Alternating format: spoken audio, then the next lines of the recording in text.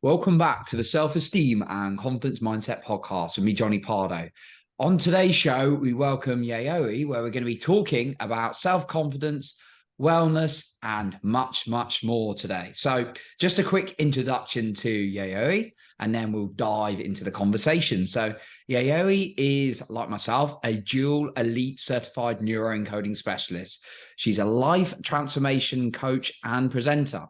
She has 20 years working in the wellness industry, successfully working with countless women to help them rewire their brains to become healthy, both in the mind and in the body. So, Yayoi, really love this subject, and it's great to have you on as a fellow elite neuroencoding specialist. So, tell us a little bit about what got you into this area in particular of actually helping with wellness, particularly aiming to get people healthy in the mind and body, and maybe a little bit about your story. Yes. Well, yeah, of course, it goes back to myself, right?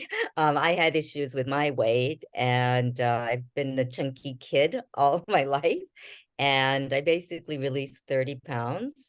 I am actually very short. I may look like a big person, and have a big attitude, but I'm actually very short. I'm let's see, 4'11", so 5 feet on a good day, which is like maybe 150 centimeters. So 30 pounds on me, you can look a lot bigger. And I was very round. So I had issues with my body confidence. I was teased a lot, all that. And that's what got me into the wellness industry. As I lost the weight with this one company. And they were looking for people to work there. So I said, you know what, I'd love to do this because I don't want people to feel the way I felt, you Mm. know. If I can help them, that would be great. I also developed an eating disorder and I had to figure that one out as well. So this wellness industry, this company really helped with women gain their confidence.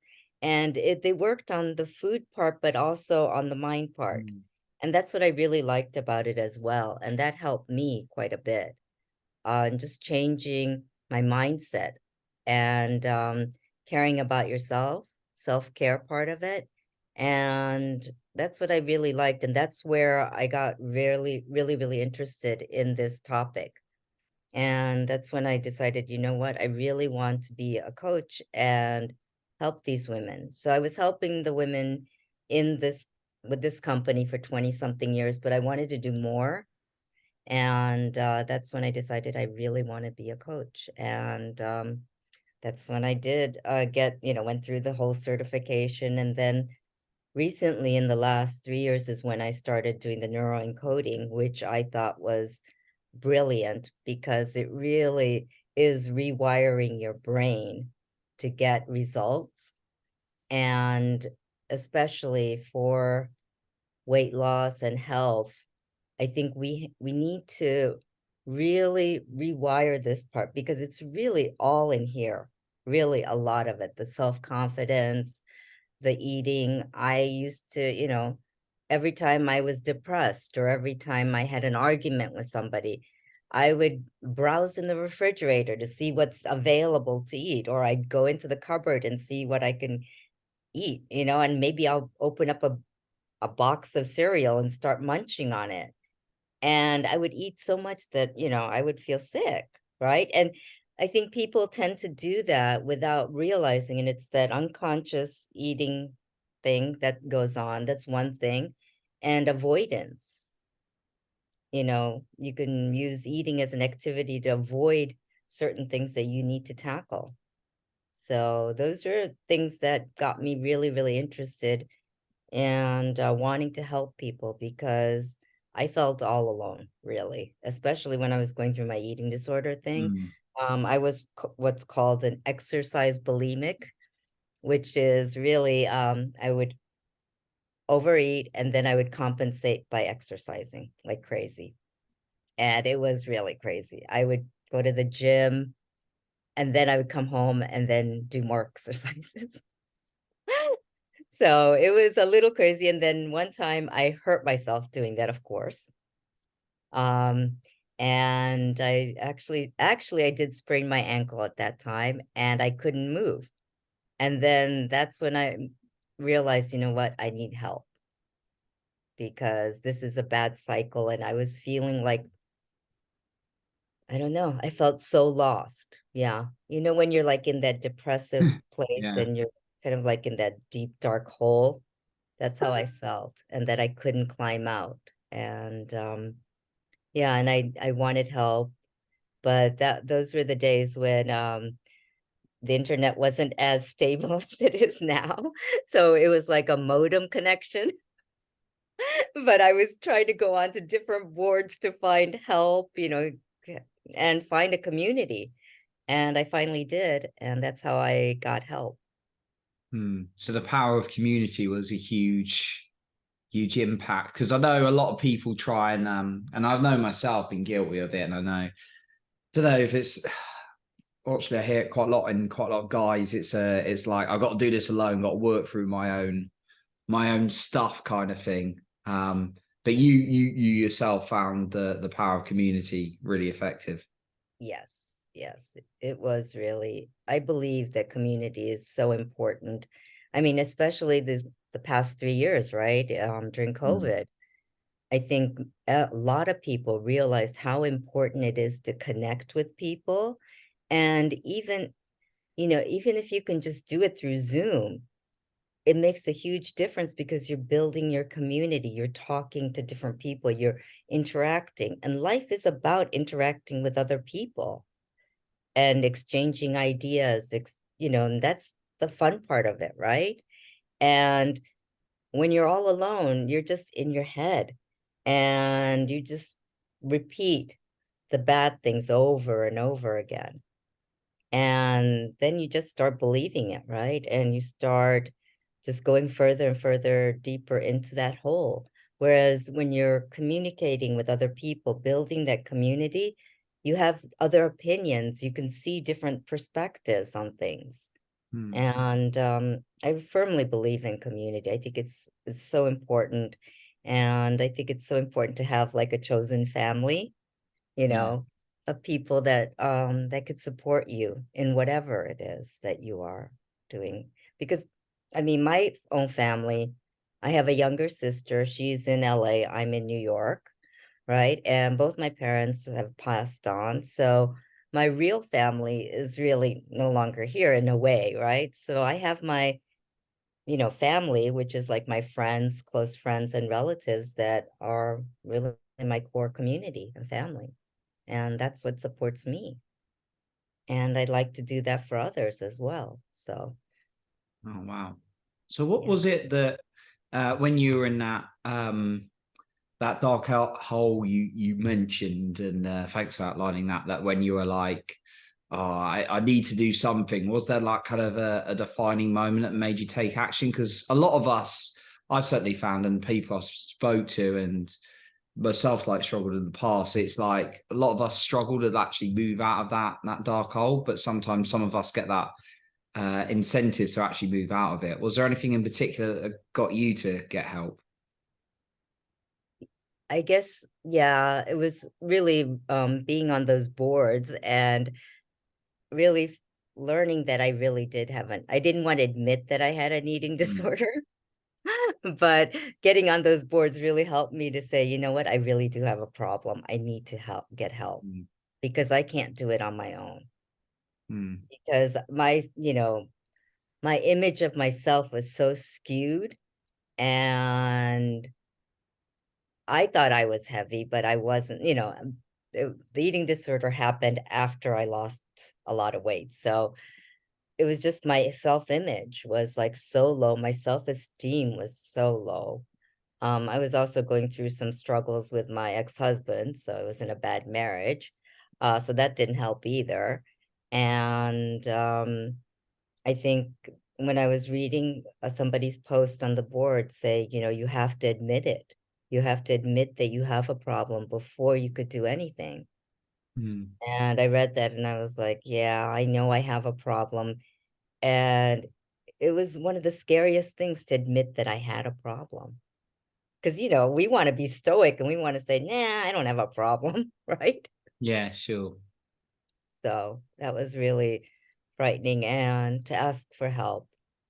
And I did, reach out for help. I did work, I did research and found this institute that could help me with my eating disorder, and worked with a therapist, and it really did help me. I wasn't sure what to expect, but it was really about changing up here, changing my mindset, changing and learning how to love myself, which I, did not love, obviously, Mm. because I was hurting myself consistently. And I used to also be a heavy smoker. I know you're like, me, smoker? Yeah, I was a heavy smoker. And I knew it was bad for me, but I kept on doing it because it's that whole mentality, right? Then Mm. I'm not good enough. It doesn't matter. Mm. And so a lot of that changed. Yeah, I mean, I've gone through a lot. And now it's like, I don't really do much. Even if I go out drinking, it's just because I enjoy the taste of it, or I enjoy the company. It's not because I want to get drunk and whatever, you know? Um, yeah, I do things now because I want to do them, and I want to enjoy it. I want to enjoy life, and life is good now. Yeah. It's great to see and hear Yayoi. And I wanted to touch a little bit on, because often, like, there's a couple of things you mentioned there, like, smoking, and like, I know you lost the weight, but then developed an eating disorder, as you said, but you used to sort of like just eat for it.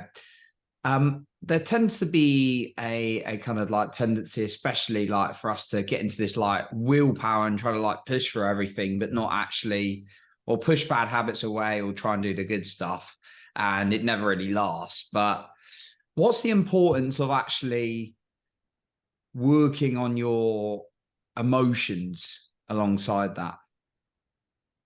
Well, all of us, right? We're emotions. We work with emotions. We feel the emotions. And I think for the longest time for me, I didn't want to feel them. Mm. And it was that whole avoidance thing. And food was a way for me to avoid that and feeling. And I think, as a human being, you need to feel things. Mm. And to function with other human beings, you need to feel and express them and learn how to express them. So learning those things are so vital to understanding who you are, and to be able to communicate with other people, because that's where the joy in life comes, right? With communicating with other people, finding joy with other people. Um, you know, I just had a monumental birthday, but yeah, I turned a certain age, and when you've lived past a half century, you kind of think, you learn a lot, and you start thinking about what is life about, and it's really about the connections you make. And at the end of the day, I'm not going to die until after I'm 100. That's I just Awesome. promised myself that. But yeah, I don't want to regret anything. And I want to be able to say that I lived, joyfully. And yeah, that, I had a good time here on this earth. And So, connecting with other people, and connecting with people is sounds like it's a huge part in it, and I definitely resonate with that as well. Right. mhm. There's Tony, I think, as Tony quotes, one of his quotes: "The quality of your life is in direct proportion to the quality of your relationships." Yes, One of his yes, quotes. yes, And now, obviously, you're in that world as well. So I thought I'd put out a quote one of those ways. yeah. No, Tony, I mean, like Tony always says, also, change your story, right? Hmm. Yeah, and you could change your life. And it's so true, because we have these stories in our head. like the story that, I wasn't good enough, that I couldn't change, that I wasn't worthy to change, right? And I changed that because I realized, you know what? That's dumb. Why am I doing this to myself? And also the realization that, I was given a life. My parents gave me this life, right? Mm. I might as well live it instead of just existing through it, right? So, Mm. You and I hate mentioned being a loser. you mentioned before, like some behaviors to sort of like move away from some of like these emotions, which is a very common thing. Like we've got habits, like even if it's scrolling our phone, right, to keep us away from feeling, which is a very, very common one, right? And Oh I yeah. catch myself doing it a lot. Um, but yeah, to get us away from like feeling how we're feeling, like was there any, because it's like people find different ways, was there any way in particular you found effective to like Yes. connect with yourself, whether it's sitting in silence, going for walks, talking to yourself differently in the journal or the mirror, All of those. all of those? Yeah, but I'll I'm be all. honest with you. I never journaled until I started this journey of working on myself. And I said, nah, I don't want to journal. That's not for me. And then my therapist actually gave me my first journal. Oh, interesting. She gave it to me as a Christmas gift. She goes, here, I got you something for, Christmas. And she gave me a journal. And I was like, okay, I get the hint. And so I was like, you know what? She said, just write anything. It doesn't matter. No one's going to look at it, and it doesn't matter if you can't read it. Just write down your feelings, pour it out in the journal. And that's what I did. And I don't know what I did with the old journals. I think I threw them all out, right? Probably shredded them, but yeah, it was just like a pouring out of everything that I had stuck up here. And that really helped. Also, meditation does help. And so I did start meditating, and I do my meditations as well. I also love going on walks. I have a doggie who I love dearly. And so she and I go on walks together, and it grounds me. And we go to the park. We go to a really nice park in my neighborhood, and just walking with her and also looking up at the sky, green, and connecting with nature really helps me to feel grounded. And it makes you feel like, you know what? I have this life. It was given to me. It's a privilege to be on this earth and to be living. And I want to be able to do something with it. And I know I'm meant for more than just, you know, working at a bank and helping people there. Um, and that's why, I think coaching is so important. And the fact that my experience could help somebody is Mm. just big. And I love doing it. And I guess I do it for free too much, too many times, but that's okay. I still love doing it. And I love seeing the expression on somebody's face when things finally click and they just get that, It's just such a beautiful sight, and it's such a beautiful feeling. Mm. Yeah, those aha moments as well. Yes. I see. Yeah. And it sounds like some great ways that you found to connect with yourself. And you mentioned coaching. That's a really good way I found to be self-aware as well. Someone to point out maybe some of the things. I have several in different areas. One of my most recent additions, like in the last few months, been somatic, the spiritual side, and also being put out in nature and going into the deep into the body and some of those emotions as well, which is not as easy, but definitely worthwhile doing. So to connect that better relationship with myself. Yeah, I'd like what I'm just going back to food again, like and sort of like the wellness element. Like I Mhm. know a lot of us and yeah, I totally agree. Like the whole like relationship with yourself and managing your emotions, absolutely key to that. Like if we neglect that, it's going to be hard, right? We're just on willpower and just trying to Yeah. follow something, and we're neglecting what we really need. But a lot of us can, like, especially on this today's day and age, go on the internet, see someone following a certain like diet plan. They've got the six pack or the Yeah. bikini body or whatever. And then we're like, okay, I got to follow that diet, or I got to, follow that exercise regime. And there's so many things in there. And yeah, like, could you talk to us a little bit about how maybe sometimes you see people get caught in the comparison and what maybe can bring them back to Yeah. themselves a little bit more and what's going to be right for them? Well, you have to think, I mean, somebody else's diet is not going to work for your body. It's a different body. Hmm. You have to, and you're just following something. You're not really listening to your body when you're just following a regime or a special diet or something.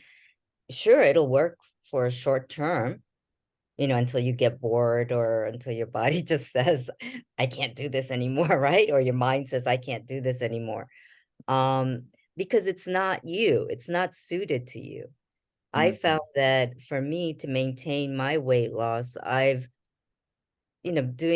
it's all about moderation. I used to do like restrict my calories and eat only a certain amount of calories, and that was like torture for me. And I used to joke around that I would lie to my food journal because I wanted it to look good, but it was like my food journal was my body, right? My body was a food journal keeping track of everything anyway. So, and then I realized, you know what? I have to do this my way, knowing my personality, because I know that if people tell me to do something, I'll want to do the opposite of it because that's just who I am. So instead of doing a restrictive, follow this plan, I said, I have to do something that's going to work for me. So I started listening to my body, learning about nutrition, eating healthy, and also listening to my body and saying, you know what, I think I'm full because I don't know, in the UK, you don't have Thanksgiving, but I'm sure you know that Christmas is Oh, probably I so know good. Thanksgiving. Yeah. Yeah.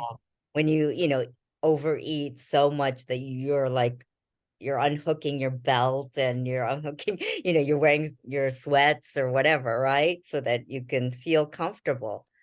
Well, it's like that. When you overeat, you feel sick after a while. And it's like listening to your body to say, you know what, where am I? And in Japanese, I'm of Japanese descent, there's a term that we use to eat only until you're um an eighth, until like if your stomach was 1 to 10, get it to about an 8 and stay there. So, fill it up to about an 8. Hmm. And I've always used that as well, and listening to your body, because it's also about getting to know yourself, right? And learning about yourself. And so it's a journey, but it's well worth it. And if you want lasting change, that's the only way to go. I mean, you can do short-term diets, they work. They do, short term. But if you're not going to change up here, you're going to go back to your old habits. Yeah. And you need a new identity.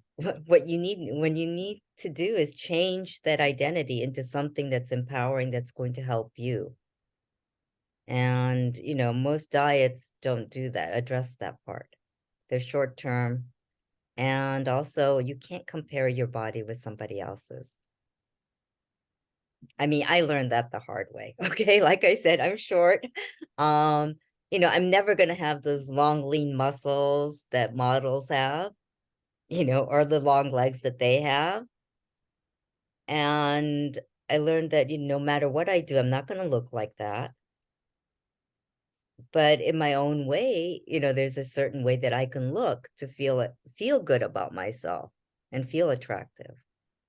So those are journeys that I took and have helped me. I've noticed that a lot of people, when they switch to that type of approach to eating, um, they can maintain it. Because when you're maintaining it, trying to maintain it with these strict rules and things, it's okay, but it's so much stress.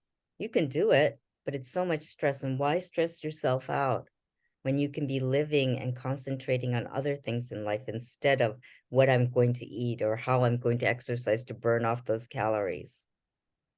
Because your life can't be that. No. Well, it can be, but I wouldn't like it. Why'd you choose it? Yeah, and we don't Yeah. consciously think about that sometimes. I know I've been there, and yeah, I was very much like in my early 20s. Nothing fortunately too like serious like a body disorder or anything like that. But I used to get caught up in the whole that guy's got like a six pack, how do I get like ripped like him kind of thing. Yeah.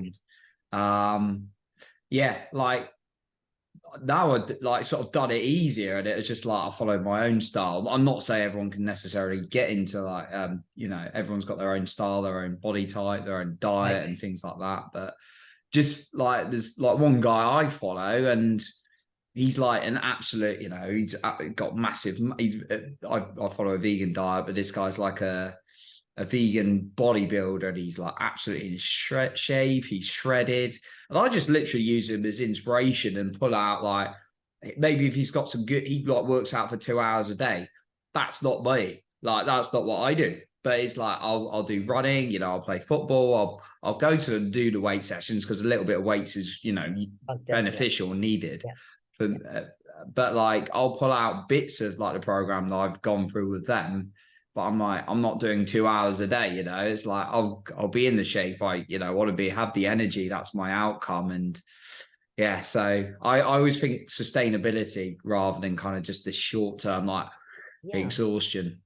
Yep. And it's really, what do you want, right? Mm, Because for great the question. bodybuilder that you were talking about, that's his job. He Mm, needs to look that way, right? He needs to work out 2 hours a day to look the way he is because that's his job and that's his priority. But for like someone like me, regular person, you know, that's not my job. I don't need to look like that. I mean, yeah, would be nice to, have a six pack and whatnot, but I don't need to look like that. It's not my job to look like that. I have other qualities, right? absolutely. And so I think it's where you have to put your focus on as well. And what are your priorities? What's your why? Why are you living? What brings you joy in life? Mm, And you have to focus on those things, mm. It's a you really, know? yeah, and really, really important message, I think. Yeah, focusing on what you want and why you want it. So it's a question we always come back to in our in our area. Yeah. What a couple kind of things really to sort of like end on. But one thing I wanted to talk about is perhaps when you've got that like lack of confidence because maybe you've gone through like a setback, you're not feeling as good about like your body or your energy or your health as you could do. I mean, there's plenty of things. We talked about the power of community. Yes. But is there anything else key you'd like to emphasize again that really helps build up confidence from that point? Yeah, I might as well share my morning ritual. Oh, go for it. Yeah, that'd be great. Yeah, it's like I get up in the morning. When I get up, I do a victory pose. I do create a V and say victory, right? Every morning. And I say, Love I'm it. gonna have a victorious day. And then when I get up and I go to the bathroom, I look in the mirror and I do what's called the mirror exercise, Hmm. where you look in the mirror, take a deep breath, smile, look at yourself and say your name and say, I love you. And at first I couldn't do it. I was like, you gotta be kidding me. I can't do this, right? And then now it's like a habit. I do it all the time. And now every time I go and look at myself in the mirror, I say, Yayoi, I love you, right? And it's silly, but you know what? It's it's reaffirming to your brain and your subconscious mind that you do love you, Yeah. that I do love myself. And our subconscious mind is a funny thing, and it'll hear everything and take that in. It can't differentiate between truth or false, right? True or false. So by saying that, I'm telling myself, yeah, I love me. I love me. And when you start loving yourself, you start taking better care of yourself, because I'm sure that most everyone, when you have somebody you love that you care about a lot, you treasure them. and you really care for them. And it's like a learning to really care about myself. And it's okay. It's not being selfish, because if you can't take care of yourself, you can't take care of anyone else. Mm. So it's really about learning to love yourself, and love yourself enough to eat healthy, to take care of your body, to be there for the people that you love.